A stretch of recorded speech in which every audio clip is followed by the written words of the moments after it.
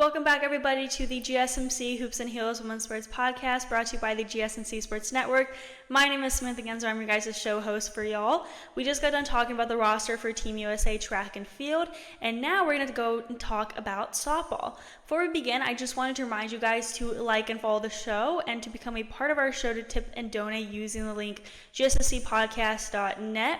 This also puts your questions and comments at the top of the list so that they get read and answered on the air. You get that fun, interactive aspect of the GSMC Sports Network, so I recommend using that link. Also, I wanted to remind you guys to stay to the last segment of our show, which is the next segment where we talk about some MMA updates. Now that we got that out of the way, let's get started. I have two things to talk about in this segment regarding softball. We're going to talk about NiJaree Canady and the transfer portal and the Oklahoma Sooners transition from the Big 12 to the SEC. Okay, so let's start talking about NiJaree Canady. I've talked about her multiple times on her season. When I went over all the World Series recap games and all of that, she always was in there somehow. So last season, she played for Stanford University, and she's their star pitcher. I've talked about her numerous times. She never fails to impress me, and she really leads the league. Any school would be super lucky to have her join them. Canady was absolutely vital to Stanford's deep Women's College World Series run this season, throwing timely shutouts on several occasions. The team came up just short of a spot in the final series, and the hope was that Canady would lead them to the charge to get to a very end in 2025. Regardless of Stanford not making it to the finals, the team had a great season, especially Canady racking up 337 strikeouts over 230.2 innings, earning an ERA of .73 along the way. But Canady has decided to transfer, but the team she is transferring to is not yet official, and we're all waiting to see where she goes. Washington softball legend Danielle Lawrie, a two-time USA Softball Player of the Year and two-time Olympian, discussed some potential transfer destinations for Canady. She brought up the obvious, the four-time defending champion Oklahoma Sooners, but mentioned that while Canady may have her own thought process, Lawrie herself personally wouldn't want to go to a team losing 10 seniors and would be more interested in putting her stamp on a fresh contender. Similarly, Texas was part of the discussion. The issue, there was a well-established long course pitching staff, a hassle Canady may not want to deal with. Lawrie mentioned the merits of Florida State due to the pitching coaching mastery of Lana Alamende, who coached Lawrie in the Olympics. There were a few more schools mentioned, but Lawrie wrapped up stating a need to win, making Oklahoma a very likely landing place for Canady. Personally, I hope she joins UT Austin or the University of Florida. The University of Florida had several opportunities in this year's World Series, and I believe they had the potentials to secure a championship next season if they had Canady's help. As a huge Longhorn fan, I'd love to see Canady in Texas, although the presence of star pitcher Tegan Cavan would complicate things. While adding Canady to Oklahoma would undoubtedly strengthen their already impressive roster, I enjoy the thrill of competition and would prefer to see her elevate an underdog team. Bringing in a dominant player like her could significantly impact a struggling team, but wherever she goes, Canady's Stanford tenure will be remembered as one of the program's greatest. Even if she didn't quite get the Cardinal all the way to the top, it will be tremendously challenging to replace her production, a high priority for the coaching staff this offseason. Also talking about Canady, she will be playing on the USA team starting July 4th at the Japan All-Star Series. She also was back in Oklahoma City this weekend as a member of the U.S. Women's Elite Team. The Americans played Great Britain in an exhibition game and won 11-1 in a 4-inning roll. Canady didn't pitch. In the victory, instead, former OU and Oklahoma State star Kelly Maxwell got the start and allowed just 2 hits in 3 innings, while former Oklahoma State and Alabama standout Lexi Kilfoyle tossed the final frame and allowed 1 hit and an unearned run. Okay, now let's talk about the second thing. The Oklahoma Sooners transition from the Big 12 to the SEC. The long-anticipated transition of the Oklahoma Sooners from the Big 12 to the SEC has finally arrived. Announced 3 years ago, the move, which includes Texas, places the Sooners in a conference known for its rigorous competition across all sports, particularly football. Amidst the excitement and discussions surrounding the football teams, the Sooners softball program received a special mention from SEC Commissioner Greg Sankey.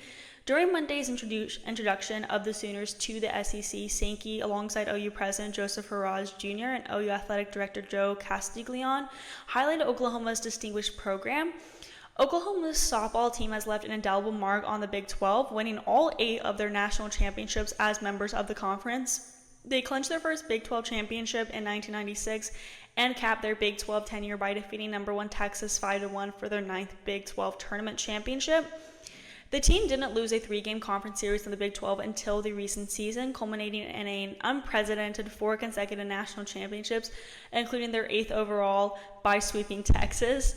The success of the softball program led by Coach Patty Gasso has been so prolific that they struggle to find space for their numerous trophies before moving to Love's Field, where they were at their previous field, which was the Marina High Field.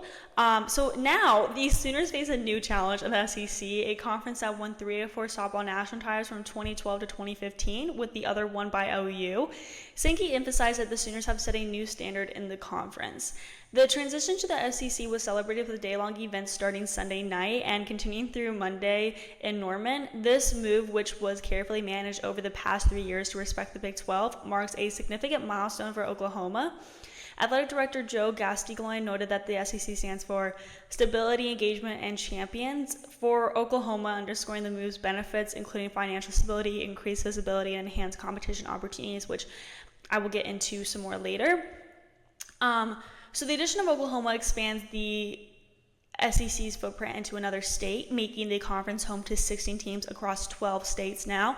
This not only strengthens the SEC's regional presence, but also bolsters its national brand, which Sankey believes is significant. He compared Oklahoma's inclusion to historical shifts in college sports, such as Pat Summitt's tenure at Tennessee and Skip Berman's at LSU.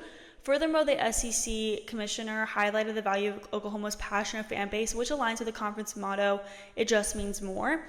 The inclusion of Oklahoma promises a mutually beneficial partnership, enhancing the SEC during a transformative period in college athletics.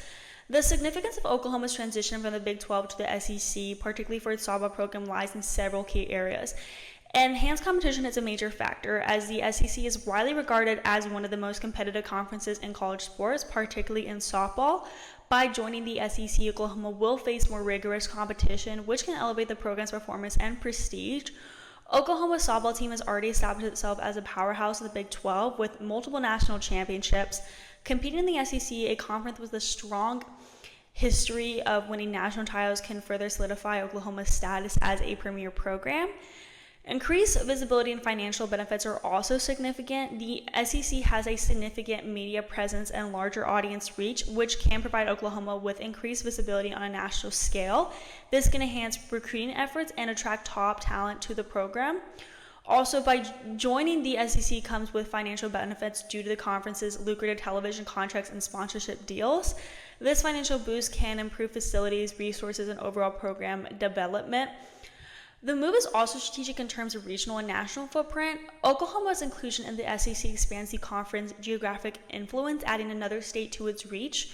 This strategic expansion can enhance the SEC's brands as a national powerhouse in college sports. The move is mutually beneficial for both Oklahoma and the SEC conference. While Oklahoma gains from the prestige and competition level of the SEC, the conference benefits from adding a successful program with a passionate fan base.